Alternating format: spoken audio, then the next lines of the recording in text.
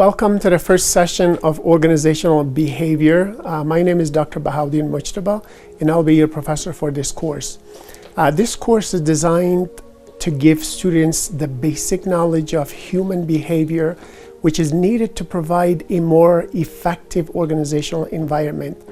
So the three basic elements of the class will be the behavior of individuals in organizations, group behavior in all organizations or departments, as well as how these behaviors affect the overall performance of organizations. So we will be looking at the structural issues and processes that impact organizational behavior in the workplace. Particular emphasis will be placed on individual difference, attitude, motivation, job satisfaction, communication, leadership, stress, in change in organizational culture overall. Vigorous class discussions along with group and individual projects will provide the basis for learning environment in the classroom that hopefully is conducive to your learning style and obviously everybody individually. So get ready for a very interesting and enlightening journey in the world of organizational behavior. Overall, students will gain a thorough understanding of the individual, group, as well as overall organizational behavior from a structural perspective. Furthermore, students will utilize knowledge to build practical skill in leading individual as well as teams to high performance, regardless of where the workplace might be. It could be in the public sector or it could be in the private sector.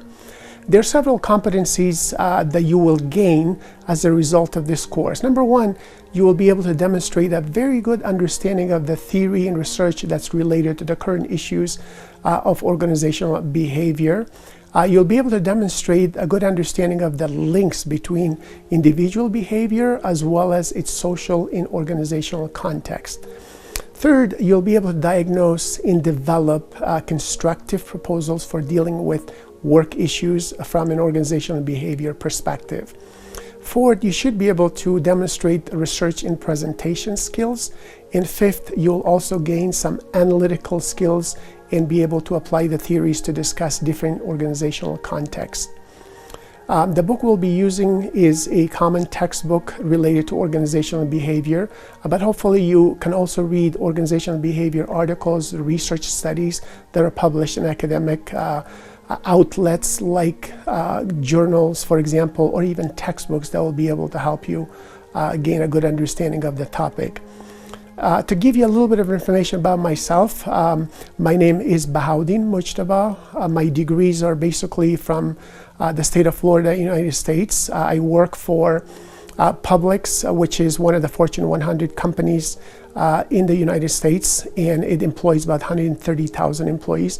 I was a corporate manager for about 10 years, and in the last 6 years, my corporate experience, I worked in management development, helping develop leaders and managers throughout their careers. I also work for another university in Tampa, Florida for 3 years, and then finally I work with my current university, and I've been there since 1996. I've worked as director, department chair, as well as full professor now in management, in international management. My doctorate degree is in management. However, I did a postdoctorate degree in international management, and a second doctorate degree in human resources management because I was interested in basically helping people develop. My life philosophy is to live with a purpose, make sure you love that purpose, and to learn about your purpose every single day on an ongoing basis. And obviously, when things don't go right, you laugh it off and you get up and you continue achieving your goal because you're living with a purposeful goal at any given time. So now we're going to talk about what is organizational behavior and talk about the main concepts. 21st century organizations need to adapt to more turbulent environments. All employees and managers need multiple skills. They need adaptation and flexibility, which are actually mandatory for success in the workplace today. Interpersonal skills are important in all organizations, public or private, regardless of where they may be, because good places to work have better financial performance. And better interpersonal skills result in lower turnover of quality employees and higher quality application for recruiting new employees and obviously the most qualified applicants. Interpersonal skills are important furthermore because there's a strong association between the quality of workplace relationships in job satisfaction, stress, as well as employee turnover. Finally, good interpersonal skills foster social responsibility awareness among managers and employees. So what is a manager? Well, a manager is someone who gets things done with and through people. This is the definition that I really enjoy the most, that managers work with and through people. It's not just about telling other people, you need to do this, you need to do that, but it's also rolling up your sleeves and working with all individuals on a regular basis. So what is an organization? A typical definition for organization is that it is a consciously coordinated social unit composed of two or more people that functions on a relatively continuous basis to achieve a common goal or set of goals based on the company's vision, mission, and overall reasons for existence. So obviously the managers working in these organizations, they do different functions of management. Could be planning, organizing, leading, and controlling. Henry Mintzberg concluded that managers perform 10 different highly interrelated roles or sets of behaviors which are attributable to their jobs. So these 10 roles that they play could be figurehead, could be a leader, could be liaison, it could be a person who's monitoring or disseminating information, or they could be a spokesperson, obviously on behalf of the department or the employees in the organization. The other role would be that they serve as entrepreneurs, discernment handlers, resource allocators, as well as negotiators between employees, among employees, and obviously between employees and outside vendors and customers. Management skills typically fall in three categories. So we have technical skills, we have human skills, and we have conceptual skills. So the technical skill is your ability to apply specialized knowledge or expertise. All jobs require some specialized expertise, and many people develop their technical skills on the job on a regular basis. For example, if you're a medical doctor, you need to become an expert in your area of medicine. If you're an engineer dealing with cars or plane, for example, you develop your technical expertise in that area. The second part is human skill. So this is your ability to work with, understand, and motivate other people. They could be your colleague, they could be your employees, or they could be even your customers and volunteers who are working with the organization. So it's about motivating individuals in groups on a regular basis through your human skill. And the third element is the conceptual skill. This is basically determining the cause and effect. So it's the mental ability to analyze and diagnose very complex situations when they happen in your workplace or in your department.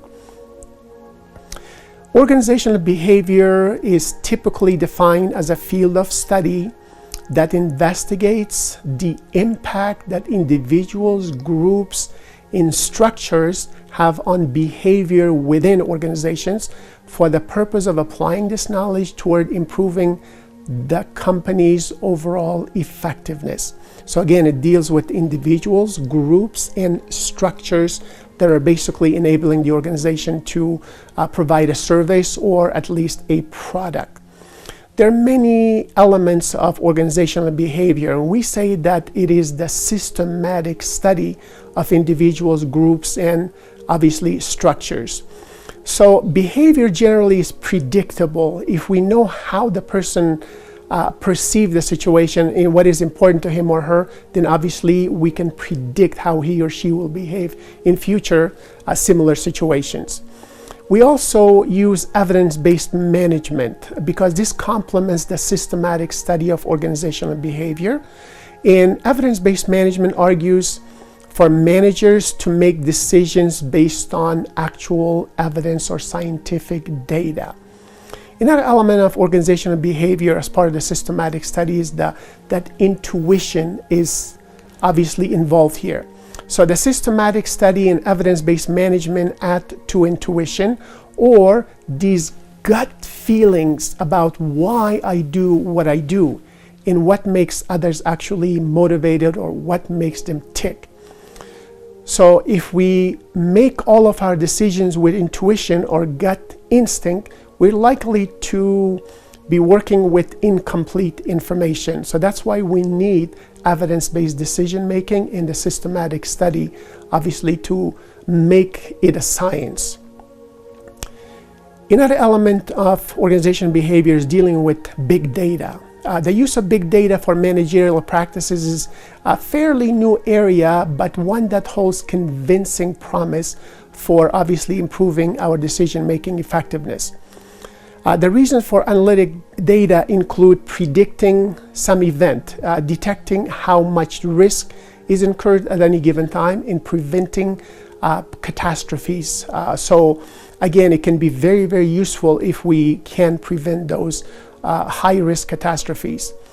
The use of big data for understanding, helping, and managing people is fairly new, but holds promise. Again, that's basically the newest trend in organizational behavior.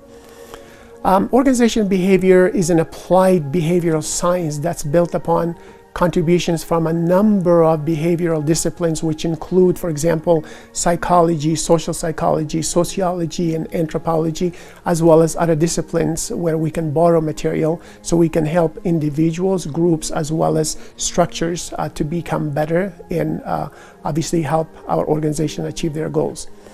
In terms of psychology, it seeks to measure, explain, and sometimes change the behavior of human beings, and as well as obviously other animals on the planet. Social psychology blends the concept of psychology as well as sociology.